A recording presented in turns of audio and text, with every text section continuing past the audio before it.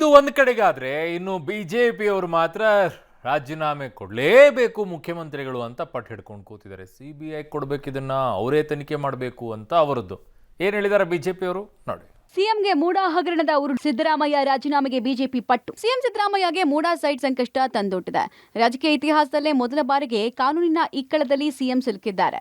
ಸಿದ್ದರಾಮಯ್ಯ ವಿರುದ್ಧ ಗವರ್ನರ್ ಪ್ರಾಸಿಕ್ಯೂಷನ್ಗೆ ಅನುಮತಿ ಕೊಟ್ಟಿರೋದ್ರಿಂದ BJP JDS ಪಾದಯಾತ್ರೆಗೆ ಮೊದಲ ಹಂತದ ಜಯ ಸಿಕ್ಕಂತಾಗಿದೆ. ಸದ್ಯ ಮುಖ್ಯಮಂತ್ರಿ ಸಿದ್ದರಾಮಯ್ಯ ರಾಜೀನಾಮೆಗೆ ಬಿಜೆಪಿ ಪಟ್ಟು ಹಿಡಿದಿದೆ. ಇದು ಹೊಸ ರಾಜಕೀಯ ಸಂಘರ್ಷಕ್ಕೆ ವೇದಿಕೆಯಾಗುವ ಸಾಧ್ಯತೆ ಇದೆ. ಮುಖ್ಯಮಂತ್ರಿ ಸಿದ್ದರಾಮಯ್ಯನವರು ಈಗ ಕಾನೂನು ಇಕ್ಕಳದಲ್ಲಿ ಸಿಕ್ಕಾಕೊಂಡಿದ್ದಾರೆ. ಆ ಮೂಲಕ ಕಳೆದ ಒಂದೂವರೆ ತಿಂಗಳಿಂದಲೂ ಕೂಡ ಬಿಜೆಪಿ ಜೆಡಿಎಸ್ನವರು ಏನು ಹೋರಾಟ ಮಾಡ್ತಿದ್ರು, ಪಾದಯಾತ್ರೆ ಕೂಡ ಮಾಡಿದರು, ಅದಕ್ಕೆ ಈಗ ಒಂದು ಹಂತದ ಜಯ ಸಿಕ್ಕಂತಾಗಿದೆ. ಈಗ ಮುಖ್ಯಮಂತ್ರಿಗಳು ನೈತಿಕ ಹೊಣೆ ಹೊತ್ತು ರಾಜೀನಾಮೆ ಕೊಡಬೇಕು ಅನ್ನುವಂಥ ಪಟ್ಟನ್ನು ಬಿಜೆಪಿ ಜೆಡಿಎಸ್ ನಾಯಕರು ಮುಂದುವರಿಸಿದ್ದಾರೆ. ಆ ಸಂಬಂಧಪಟ್ಟಂತೆ ಹೋರಾಟದ ರೂಪುರೇಷೆ ಕೂಡ ಸಿದ್ಧ ಆಗ್ತಾ ಇದೆ. ಇದು ಒಂದು ರೀತಿಯಲ್ಲಿ ಮತ್ತೊಂದು ರಾಜಕೀಯ ಸಂಘರ್ಷಕ್ಕೆ ವೇದಿಕೆಯಾಗಿದೆ. ಸಿಎಂ ರಾಜೀನಾಮೆ ನೀಡಲೇಬೇಕು ಅಂತ ಕೇಸರಿ ಪಡೆ ಆಗ್ರಹಿಸಿದೆ. ಕಳೆದ 2 ತಿಂಗಳಿಂದ ಮೂಡಾ ಹಗರಣ ಭಾರಿ ಸದ್ದು ಮಾಡ್ತಾ ಇದೆ. ಇದಕ್ಕೆ ಸ್ಪಷ್ಟನೆ ನೀಡದೆ ಸದನದಿಂದಲೂ ಮುಖ್ಯಮಂತ್ರಿಗಳು ಪಲಾಯನ ಮಾಡಿದ್ರು. ಪ್ರತಿ ಹಂತದಲ್ಲೂ ಸಿದ್ದರಾಮಯ್ಯ ಪ್ರಭಾವ ಆಗಿದೆ. ಕೂಡಲೇ ಸಿದ್ದರಾಮಯ್ಯ ಅವರು ನೈತಿಕ ಹೊಣೆ ಹೊತ್ತು ಸಿಎಂ ಸ್ಥಾನಕ್ಕೆ ರಾಜೀನಾಮೆ ಕೊಡಬೇಕು.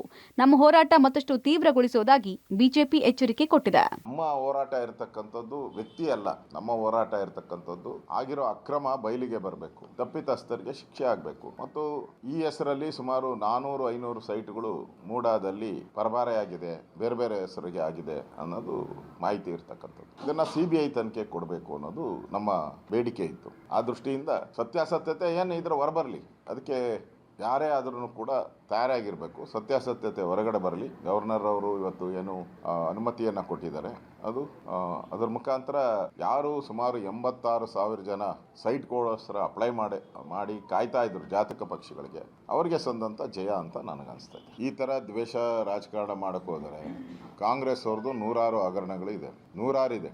ನಾವು ಅಧಿಕಾರ ಮಾಡಿರೋದು ಕಡಿಮೆ ಅವಧಿ, ಅವರು ಅಧಿಕಾರ ಮಾಡಿರೋದು 50-60 ವರ್ಷ ಅವಧಿ ಇದೆ. ಮೂಡಾ ಹಗರಣ ಈಗಾಗಲೇ ಚರ್ಚೆ ಆಗ್ತಾ ಇರ್ತಕ್ಕಂಥ ವಿಚಾರ. ಒಂದು ವಿರೋಧ ಪಕ್ಷವಾಗಿ ನಮ್ಮ ಕರ್ತವ್ಯ ಇದೆ, ನಾವು ಹೋರಾಟ ಮಾಡಿದ್ದೀವಿ. ಈ ಥರ ದ್ವೇಷದ ರಾಜಕಾರಣ ಮಾಡಿದ್ರೆ ಎಲ್ಲರೂ ದ್ವೇಷದ ರಾಜಕಾರಣನೇ ಮಾಡ್ತಾರೆ. ಕೇಸಿನ ಆಧಾರದ ಮೇಲೆ ಪ್ರಿವೆನ್ಷನ್ ಆಫ್ ಕರಪ್ಷನ್ ಆಕ್ಟ್ 1988 ಅಡಿಯಲ್ಲಿ ಸೆಕ್ಷನ್ 17 ಅಡಿಯಲ್ಲಿ ಪ್ರಾಸಿಕ್ಯೂಷನ್ಗೆ ಏನು ಪರ್ಮಿಷನ್ ಕೊಟ್ಟಿದ್ದಾರೆ, ನೀವು ತಕ್ಷಣ ರಾಜೀನಾಮೆಯನ್ನು ಕೊಟ್ಟು ಈ ಕೇಸನ್ನು ಎದುರಿಸಬೇಕು. ಕೇಸಿನ ತನಿಖೆ ಆಗಲಿ. ನೀವು ನಿರಪರಾಧಿ ಅಂತ ಕಂಡು ಬಂದ್ರೆ ಮುಂದೆ ನಿಮ್ಗೆ ಸಹಜವಾಗಿ ನಿಮ್ಮ ಹತ್ರ 135 ಸೀಟ್ ಇದೆ, ಆವಾಗ ನಿಮ್ಮ ಪಕ್ಷ ನಿರ್ಧಾರ ಮಾಡಬಹುದು. ಆದ್ರೆ ಇವತ್ತು ನಿಷ್ಪಕ್ಷಪಾತವಾದಂತ ತನಿಖೆ ಆಗಬೇಕು, ಸತ್ಯ ಹೊರ ಬರಬೇಕು ಅಂತಂದ್ರೆ ಕರ್ನಾಟಕ ರಾಜ್ಯದಲ್ಲಿ ಮುಖ್ಯಮಂತ್ರಿಗಳು ರಾಜೀನಾಮೆಯನ್ನು ಕೊಡಬೇಕನ್ನುವಂತ ಆಗ್ರಹವನ್ನು ನಾನು ಮಾಡ್ತಾ ಇದ್ದೀನಿ.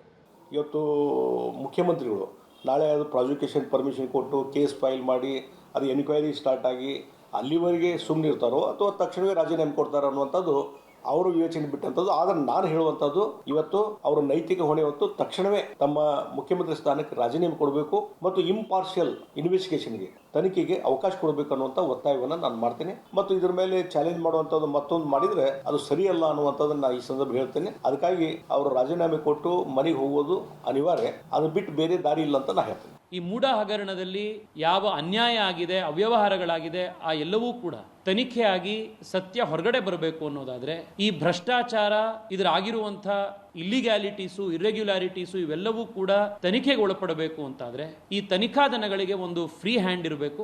ಆ ಫ್ರೀ ಹ್ಯಾಂಡ್ ನಿಷ್ಪಕ್ಷಪಾತವಾಗಿ ನಿರ್ಭಯತೆಯಿಂದ ಪ್ರಾಸಿಕ್ಯೂಷನ್ ಮಾಡಲಿಕ್ಕೆ, ಇನ್ವೆಸ್ಟಿಗೇಷನ್ ಮಾಡಲಿಕ್ಕೆ ಈ ಏಜೆನ್ಸಿಗಳಿಗೆ ಮಾನ್ಯ ಮುಖ್ಯಮಂತ್ರಿಗಳು ಆ ಸ್ಥಾನದಲ್ಲಿ ಮುಂದುವರೆದು ಅವ್ರ ನೇತೃತ್ವದಲ್ಲೇನೆ ಈ ತನಿಖಾ ದನಗಳು ಕೆಲಸ ಮಾಡ್ತಾ ಇದ್ರೆ ನ್ಯಾಯ ಒದಗಿಸೋದಕ್ಕೆ ಸಾಧ್ಯವೇ ಇಲ್ಲ.